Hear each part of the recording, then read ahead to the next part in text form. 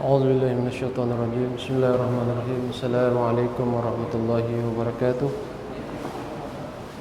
الحمد لله نحمده ونستعينه ونستغفره ونتوب إليه ونعوذ بالله تعالى من شرور أنفسنا ومن سيئات أعمالنا. من يهده الله فلا مضل له ومن يضلل فلا تجد له مرشدا. أشهد أن لا إله إلا الله وحده لا شريك له وأشهد أن محمدا عبده ورسوله. اللهم صل على محمد وعلى آل محمد كما صليت على إبراهيم وعلى آل إبراهيم إنك حميد مجيد. اللهم بارك على محمد وعلى آل محمد كما باركت على إبراهيم وعلى آل إبراهيم إنك حميد مجيد. أمسينا ومسلم الكل لله والحمد لله لا شريك له لا إله إلا المصير. أمسينا على فطرة الإسلام وكلمة الإخلاص وعلى دين نبينا محمد صلى الله عليه وسلم وعلى ملة أبينا إبراهيم حنيفا وما كان من المشركين. أما بعد. Alhamdulillah, syukurulillah wa la hawla wa la quwwata illa billah. Hadirin yang dirahmati Allah SWT, pertama-tama sekali kita merafakkan kesyukuran yang tidak terhingga kepada Allah SWT karena kesempatan yang Allah berikan kepada kita ini masih berterusan sampai ke malam ini. Dan kita berada pada 2 Sya'ban 1442 Hijrah. Alhamdulillah, walaupun dalam keadaan yang masih serba kedhaifan saya katakan, lemah kita ni menghadapi ujian Allah SWT. Lemahnya kita menghadapi dugaan dan juga takdir Allah SWT. Tidak mampunya manusia untuk menghadapi COVID-19 yang sebenarnya ada orang kata ni kecil je, kerdil. Kerdilnya makhluk Allah ini boleh membunuh, boleh menyebabkan ramai manusia mati. Sudah berapa banyak angka korban yang disebabkan oleh COVID ini, jutaan orang sudah mati. Walaupun ini tidak menjadi kita lemah untuk memahami rumah Allah SWT. Tidak menjadikan kita memberhentikan langkah-langkah kita untuk mendapat ganjaran di sisi Allah SWT. Jadi bulan Sya'ban yang baru kita masuki ini adalah bulan yang banyak manusia lupa ataupun lalai terhadapnya. Rasulullah sebut yaghfulu minha, ataupun bulan di antara bulan Rajab dan Ramadan ini, inilah bulan yang banyak di antara manusia yang melalaikannya. Orang tak ingat ataupun buat tak kisah. Ini. Jadi oleh sebab itulah kita kena alat. Kita kena bersungguh-sungguh. Bukan hanya nak ingat, tetapi menjadikan Sya'ban ini sebagai pra Ramadan. Pra maksudnya sebelum Ramadan ni ada pra latihan untuk memasuki Ramadan. Langkah-langkah yang perlu kita ambil supaya Ramadan itu betul-betul memberi keuntungan dunia dan akhirat kita. Bukan hanya akhirat, dunia pun kita dapat untung, apalagi akhirat. Jadi bagaimana kita nak jadikan Ramadan ini sebagai bulan yang memang Allah sebut sebagai syahrun azim. Dalam sebuah hadis Rasulullah menyebut ja'akum syahrun azimun, telah datang kepada kamu wahai manusia bulan yang agung. Sebenarnya manusia tidak tahu benda itu agung atau tidak. Walaupun sebenarnya ramai manusia mengagung sesuatu padahal dia tidak semestinya agung di sisi Allah. Hakikat yang sebenarnya adalah bila satu itu agung, Allah katakan agung, memang agung, memang hebat, memang berkah. Jadi bila sebut bulan Ramadan ini bulan yang penuh berkah, bulan agung, memang sebab Allah yang agungkan. Puasa itu hebat sebab Allah yang hebatkan. Mekah, Madinah ini penuh dengan berkah sebab Allah yang meletakkan di 2 tempat ini, bahkan di 3 tempat, bukan hanya 2 tempat. Di Baitul Haram Mekah, Madinatul Munawwarah dan juga Baitul Maqdis di Palestin. 3 tempat ini Allah letakkan berkah yang begitu banyak, melebihi tempat-tempat yang lain. Kalau di Mekah 100,000, solat, ya. Maksudnya satu salat di sana sama dengan 100.000 salat kita di sini. Kalau di Madinah 100.000. Kalau di Baitul Maqdis 500. Di tempat kita ni, kita buat begitu banyak pun tidak dapat mengalahkan satu solat saudara-saudara kita yang ada di Makkah, Madinah dan juga di Palestin. Jadi agung atau tidak sesuatu itu tergantung kepada adakah Allah agungkan benda itu. Mungkin banyak orang mengagungkan sesuatu tetapi tidak agung pun. Allah tidak meletakkan apa-apa di dalamnya. Jadi oleh sebab itulah, bagaimana kita dapat menjadikan sesuatu itu agung, atau melihat dia dalam kacamata yang agung, lihatlah dengan kacamata Al-Quran. Dalam pandangan Allah benda itu agung, itu agunglah. Banyak benda yang Allah telah sebut, Rasulullah sebut sebagai ia adalah satu yang agung, itu syiar-syiar Islam ni. Bila kita sebut syiar Islam, sesuatu yang telah Allah tetapkan dalam bentuk rukun Islam, benda-benda yang wajib termasuk yang sunat, itu adalah syiar Islam. Bukan hanya azan, syiar Islam. Solat 5 waktu itu syiar Islam. Haji syiar Islam. Puasa, zakat, udhiyah, berkorban, itu syiar Allah SWT. Jadi siapa yang yu'azim, wa man yu'azim syair Allah fa innahu min taqwal qulub. Barang siapa yang mengagungkan syiar Allah, maka itu adalah tanda ketakwaan hati. Jadi insya-Allah pada malam ini kita nak melihat bagaimana seorang muslim itu melihat Ramadan itu dalam skop ataupun kacamata Rasulullah melihat. Sehingga Rasulullah ni bila bukan hanya Syaban, Rajab sudah Rasulullah warkan. Bila masuk Syaban saja Rasulullah SAW ni mula banyak berpuasa. Rasulullah sebut tentang fadilat-fadilat. Bukan Rasulullah sebut ketika bulan Ramadan saja. Sebelum Ramadan Rasulullah sudah wawarkan. Sebab apa Rasulullah buat seperti itu? Supaya manusia ni yang banyak lupa, kita ni banyak lupa, kita leka. Hatta yang sudah disebut beberapa kali pun kita boleh lupa. Jadi Rasulullah ingatkan ulang lagi tentang kebesaran yang ada pada bulan Ramadan ini. Dalam bentuk apa? Ramadan yang di dalamnya penuhi dengan puasa Ramadan, tarawih, sedekah, tilawatul Quran, zakat. Banyak lagi benda-benda yang memang Allah semua agungkan. Serah kepada kita nak atau tidak nak mendapat keagungan dan kehebatan yang Allah sediakan di bulan Ramadan.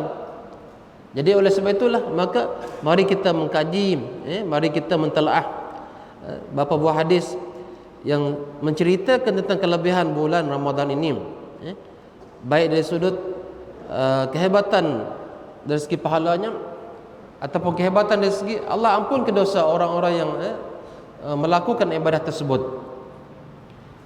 Jadi ulama membahas bagaimana persiapan kita nak menyambut Ramadan ini. Dia kena ada persiapan, tuan-tuan dan puan. Orang yang nak sukan Olimpik dah siap-siap dah, jauh-jauh hari dah. Sekarang Olimpik ni sudah dianjakkan 2001. Ada yang kata nak batal lagi. Bukan saya nak cerita tentang Olimpik, tapi nak cerita bagaimana manusia ni bersemangat. Sebab apa semangat nak ikut sukan Olimpik ni? Sebab dia adalah benda yang sangat prestige. Kata manusia berprestige ni. Sebenarnya Ramadan ini sangat berprestige. Sebab dia dunia dan akhirat. Kalau Olimpik itu dunia saja, itu pun manusia, sebilangan manusia saja yang menganggap dia prestige. Sedangkan makhluk Allah, malaikat, Rasulullah, Allah sendiri tidak pun menganggap dia prestige. Dan ini tidaklah menyebabkan kita diharamkan melihatnya. Tapi nak katakan bahawa banyak perkara-perkara yang sebenarnya yang kita agung-agungkan sebenarnya tidaklah memberikan makna sangat dalam kehidupan kita. Jadi oleh sebab itulah mari kita mendekatkan diri kepada Allah dalam hati kita, mempersiapkan diri kita untuk menyambut Ramadan dengan persiapan yang bersungguh-sungguh. Apa dia? Yang pertama sekali, persiapan dari segi taubat. Ini dari segi persiapan mental ni bersiap diri dengan bertaubat kepada Allah. Astaghfirullahalazim. Banyakkan tiap malam, tiap hari bertaubat. Astaghfirullahalazim wa atubu ilaik. Astaghfirullahalazim wa atubu ilaik. Ya Allah, aku mohon ampun kepada Engkau, aku bertaubat kepada-Mu ya Allah. Inni tubtul an. Ya Allah, aku taubat sekarang ya Allah. ini tubtum, min jami'il dzunub wal ma'asi, aku bertaubat daripada segala zunub, dosa-dosa dan juga maksiat. Zahir atau batin ya Allah, sengaja ataupun tidak ya Allah. Kena minta ampun dan minta maaf kepada Allah. Apa faedahnya taubat ini? Taubat ini adalah taubat yang mengampunkan dosa-dosa yang telah kita buat. Bila dosa kita diampun oleh Allah SWT, maka hati kita akan cenderung untuk melakukan kebaikan. Semakin banyak kebaikan kita buat, ataupun semakin banyak taubat yang kita pohon kepada Allah, maka kita akan semakin ringan dosa kita. Semakin ringan. Kalau kita tengok kapal ni ada sauh kan, dia tidak akan boleh bergerak ni dengan sauh ni. Cuba angkat sauh ni, dia akan laju meluncur. Jadi dosa-dosa kita ibarat sauh, yang juga kita ni lambat sangat. Nak buat ketaatan kepada Allah pun rasa tidak suka. Suka atau tidak seseorang ni melakukan kebaikan ataupun ibadah ni tergantung kepada hati dia. Dia tidak bergantung kepada fizikal semata-mata. Fizikal ni tabi'. Maksudnya tabi' mengikut apa yang ada dalam hati, apa yang ada dalam roh dia. Kalau roh ini sudah baik, dalam sebuah hadis Rasulullah menyebut idza fasada jasadul kullah. Idza dikata apa? Apabila rosak daging yang ada dalam hati ini, maka rosaklah segalanya amalnya. Ala wahyal qalbu, itu adalah roh. Sebagian ulama mengatakan itu adalah hati. Yang disitulah orang kata roh. Disitulah jatuhnya pandangan Allah SWT. Allah tak tengok pun fizikal semata-mata. Walaupun Allah tengok kita solat rukuk, tengok. Pakaian pun Allah tengok juga. Sebab Allah suruh kita pergi ke masjid ni dengan pakaian yang baik. Jaga kebersihan, itu zahirnya. Tetapi Allah tidak semata-mata tengok fizikal kita, tetapi tengok hati kita, niat kita, amal kita. Jadi saya katakan tadi bahawa semakin banyak kita bertaubat kepada Allah, istighfar kepada Allah, maka dia akan menyebabkan kurangnya dosa kita. Semakin kurang dosa kita, semakin dekatlah kita kepada Allah. Ada ungkapan menyatakan al-iman yazid wa yanqus. Iman ini bertambah dan satu ketika dia turun.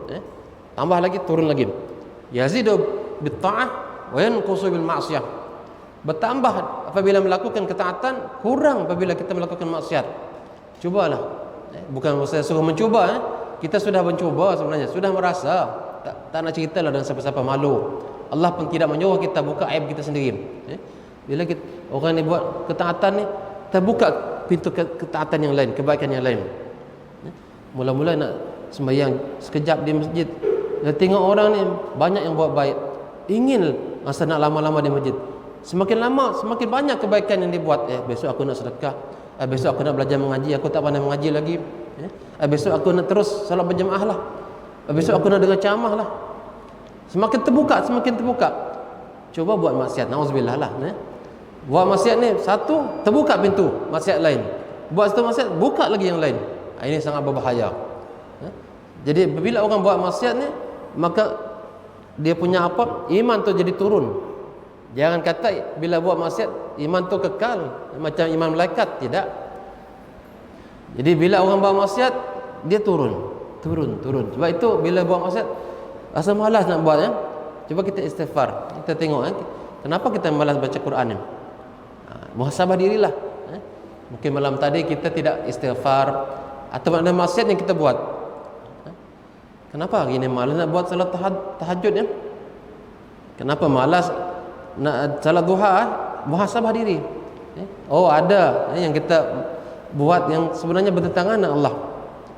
Biar buat maksiat memang tidak suka, tidak ringan jasad kita. Jasad ni tidak ringan sebab apa? Roh tu rasa berat sebab dipenuhi dengan dosa. Jadi nak terima Ramadan ini bukan diterima dengan bukan kita menerima Ramadan ini dengan mulut kita memanggil, wahai Ramadan, aku cinta kepadamu, kami rindu kepadamu. Tidak. Mungkin mulut menyebut aku rindu kepadamu, tetapi hati tidak rindu sebenarnya. Yang mengatakan rindu itu adalah hati kita. Labbaik Allahumma labbaik. Macam orang nak pergi haji, Allah suruh panggil orang nak pergi haji ni, lantas kita menjawab labbaik Allahumma labbaik, labbaik Allah syirkal labbaik, innal hamda wa ni'mata laka wal mulk la syarika lak. Apa panggilan ini terucap dan diucapkan sebab apa? Hati itu rindu kepada panggilan Allah. Walaupun kita ni terhalang untuk pergi ke sana, masya-Allah sekarang ni Kalau ada pun mungkin dalam jumlah yang sikit saya dengar 10,000 untuk satu kali pergi haji tahun ini. Bukan 10,000 untuk Malaysia. 10,000 itu tambahan kuota untuk Malaysia setelah habis Covid. Itu kena faham. Kadang-kadang orang baca separuh-separuh. Kuota 10,000, berarti 32,000 campur dengan 10,000 lah. Tak, bukan. 10,000 itu tambahan untuk kuota akan datang kalau Covid sudah tidak ada. Adapun untuk tahun ini dikatakan bahawa haji ada lebih daripada tahun lepas. Tahun lepas 1,000 lebih sahaja.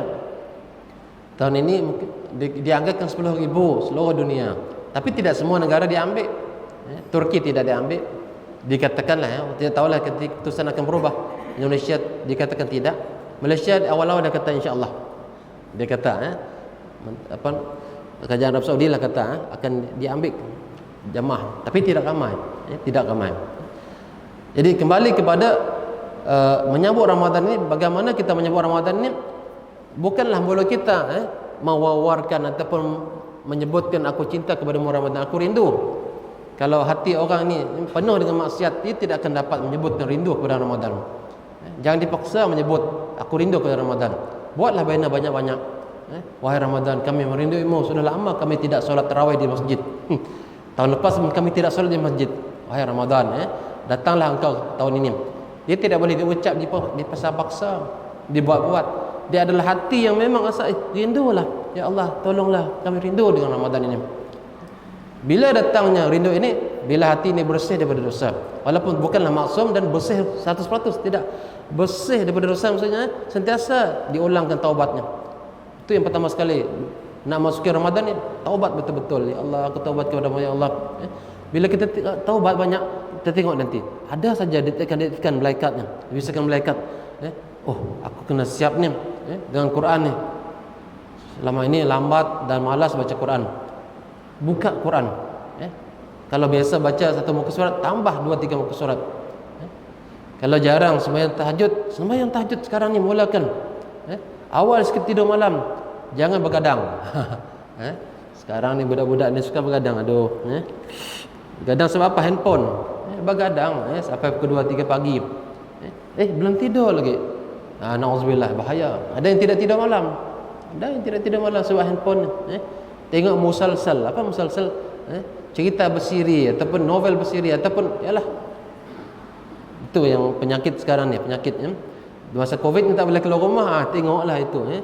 Jadi saya tahulah beratus dah cerita bersiri dilihat. Jadi mudah kita orang dewasa ni tidaklah. Dan ini tidaklah menyebabkan kita ni membiarkan anak-anak kita hanyut seperti itu. Kita kena tegur mereka juga. Mendapati Ramadan ini memang kadang-kadang kita ni macam susah nak ajak mereka ke masjid. Tetapi mudah-mudahanlah anak-anak kita yang ada di sini mudah kita ajakkan, sebab mereka ni menjadikan kita ni sebagai qudwah, sebagai teladan sebenarnya. Kalau ayah ni baik, insya-Allah anak ni walaupun tidaklah 100% dia akan insya-Allah mudah ikut anak-anak ni.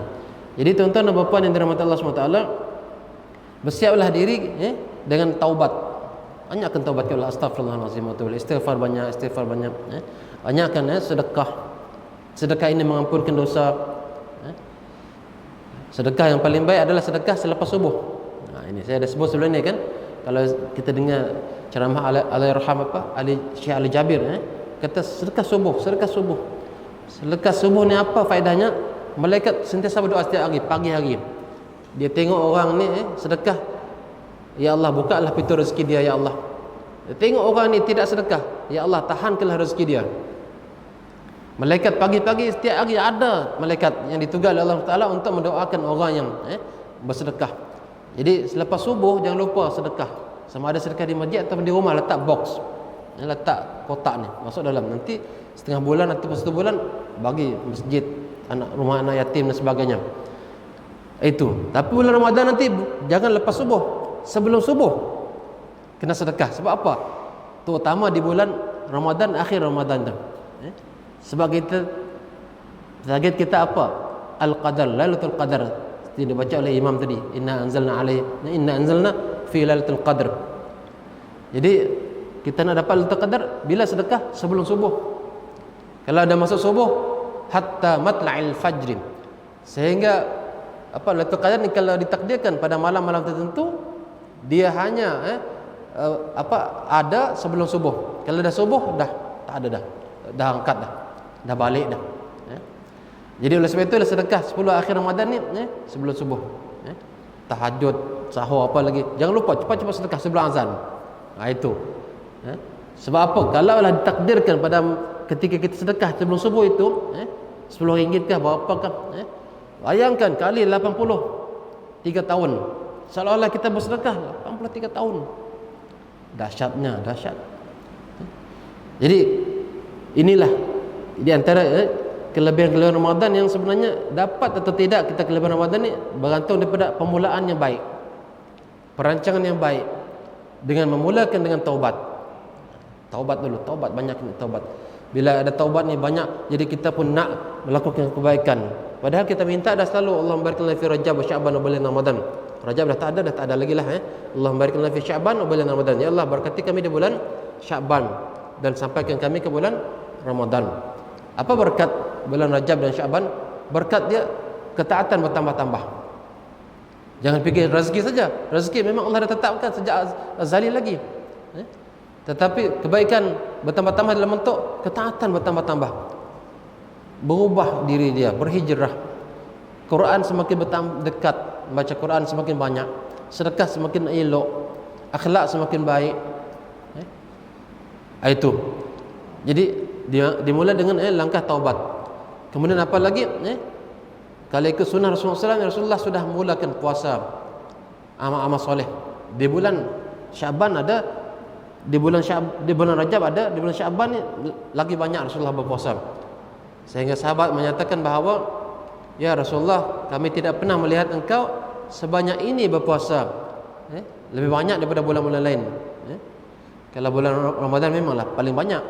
Tapi bulan-bulan lain, bulan Muharram, Safar, Rabiul Awwal, Rabiul Akhir, ada puasa tapi tidak sebanyak bulan Syaban.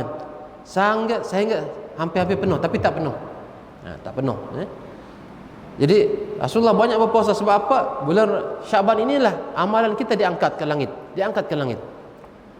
Aku nak supaya bila diangkat ke langit amalanku ni, Allah tengok aku sedang berpuasa. Dahsyat. Jadi ini di antara latihan mental ni. Latihan mental kita. Tadi taubat tu membersihkan rohani kita. Yang sebut tentang puasa ni, itu latihan kita untuk menyambut Ramadan tu. Bila kita dah biasa puasa, maka mental kita ni set, sudah terbiasa. Kalau kita jarang puasa, tiba-tiba besok kata puasa, lemah mental kadang-kadang orang. Allah, puasa besok. Tak siap sebenarnya, tak siap mental. Cuba orang yang jarang main bol, suruh main bol. Si dapat aku main. Memang semput nyawa. Cuba dah biasa berlatih jogging apa, suruh main bol, memangnya kan suka main bola, seronoknya nak main. Ramadan begitu juga. Ramadan ni bila kita dah biasa latih puasa ni, kalau tak tiap hari pun tak apa. Isnin Khamis. Nanti kalau dah sampai pertengahan Syaban ni, puasa Ayyamul Bid 13, 14, 15 Syaban. Kalau kita dah biasa, sebenarnya bila kita dah buat puasa macam ni, kita akan diset jiwa kita ni untuk melakukan kebaikan yang banyak. Kita tengok bulan Ramadan, bila kita bulan Ramadan, kita puasa ni macam-macam kebaikan yang kita nak buat. Cuba di bulan Syaban ni kita puasa ni, memang ada gerakan-gerakan yang sangat baik. Bisikan-bisikan malaikat saya katakan, untuk kita buat ini, buat itu, kebaikan ni. Mungkin sebelum ini kita banyak kita buat. Jadi ini adalah latihan, mengasah mental kita, membersih roh kita. Puasa itu adalah membersih roh kita. Semakin bersih roh kita, semakin ringan untuk kita beribadah. Semakin suka kita menyambut benda-benda yang baik. Menyambut Ramadan memang kita menunggu. Ya Allah, kami tak sabar dah menunggu Ramadan ni. Sebab kita dah siap-siap dah dengan persiapan yang sangat hebat. Jadi itu persiapan kita ni. Persiapan dengan taubat, istighfar, selawat dengan Nabi. Kemudian apa? Kalau ikut dia persiapan ilmu. Persiapan apa? Dari segi yang saya sebut tadi, puasa itu adalah puasan daripada kita mengetahui tentang kelebihan-kelebihan Ramadan ni, maka kita akan berpuasa sunat. Puasa sunat. Puasa banyak-banyak insya-Allah.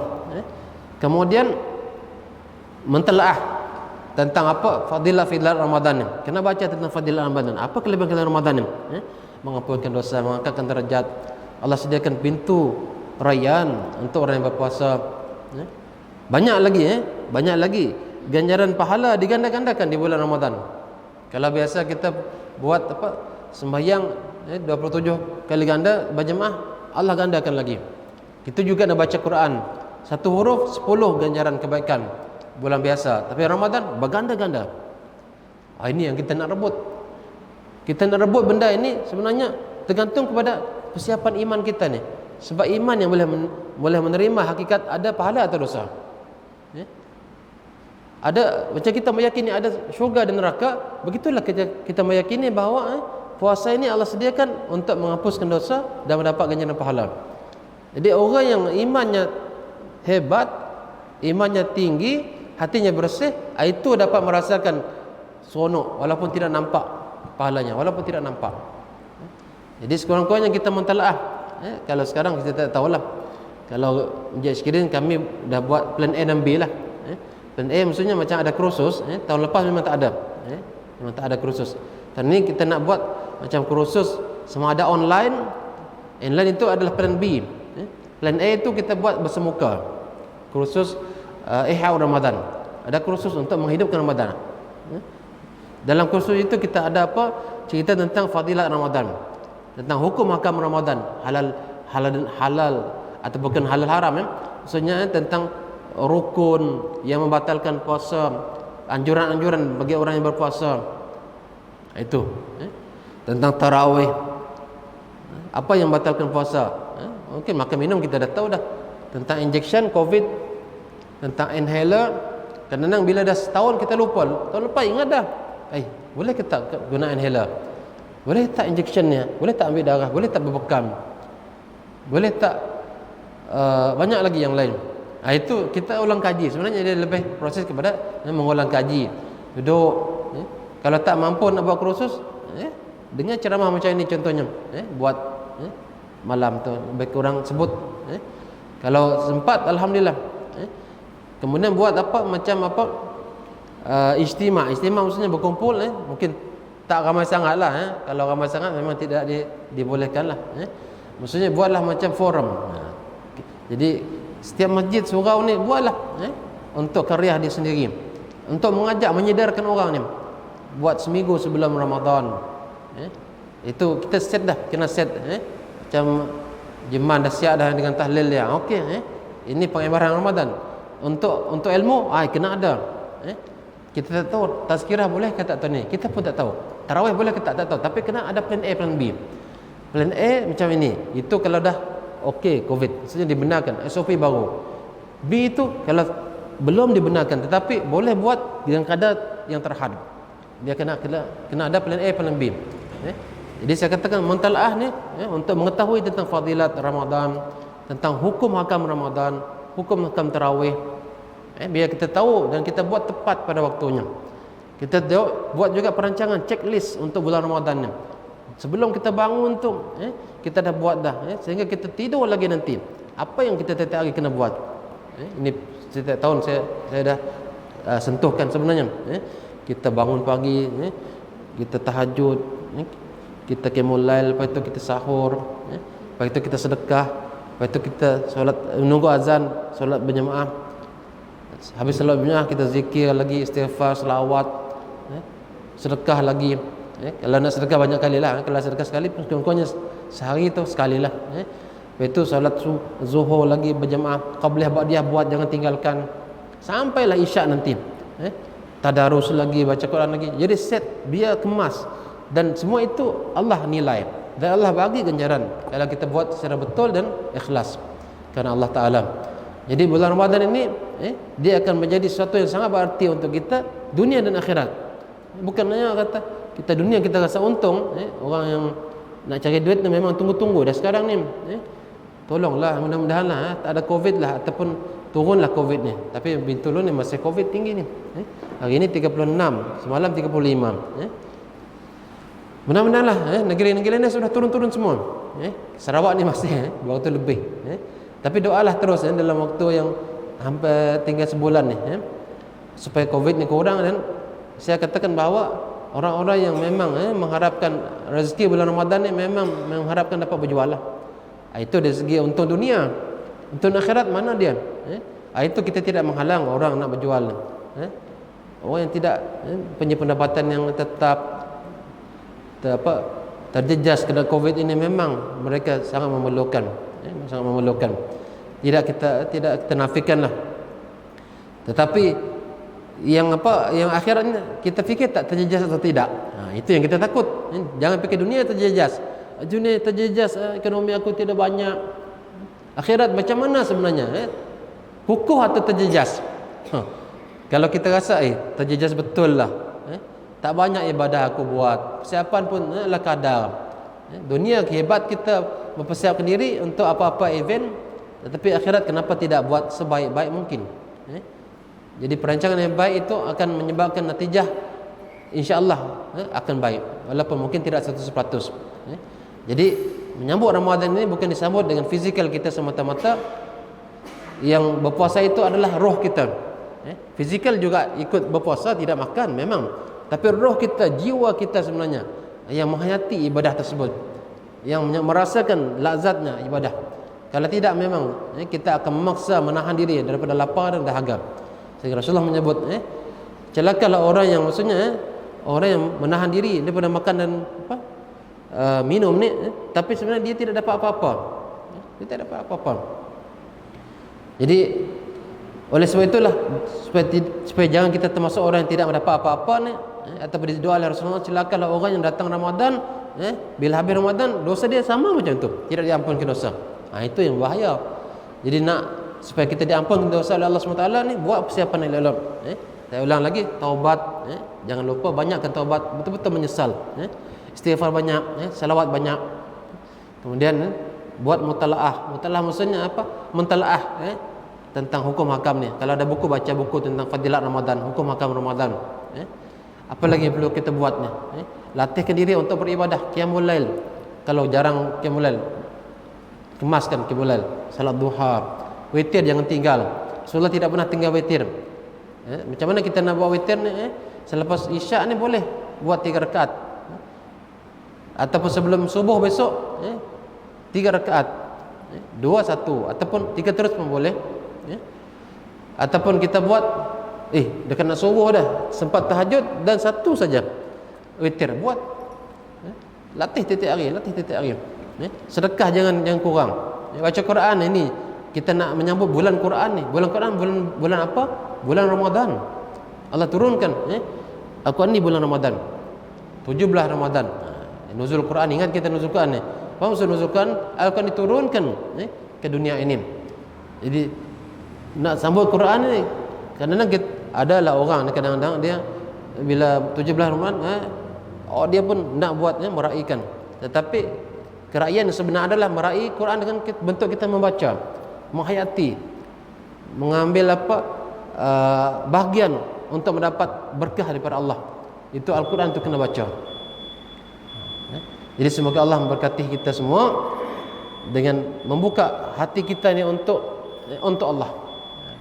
Untuk Allah, dan kita melangkah kepada jalan berjumpa dengan Allah. Jadi semoga Allah memudahkan kita untuk beribadah di bulan Ramadan dengan membuka langkah-langkah yang positif, insya-Allah. Jadi terima kasih atas perhatian. Mohon maaf di atas kelemahan dan kekurangan. Subhanakallahumma bihamdik, asyhadu an la ilaha illa anta, astaghfiruka wa atubu ilaik. Bismillahirrahmanirrahim. Al-'asr, innal insana lafi khusr illa allazina amanu wa 'amilus solihati wa tawassaw bil haqqi wa tawassaw bis sabr. Assalamualaikum warahmatullahi wabarakatuh.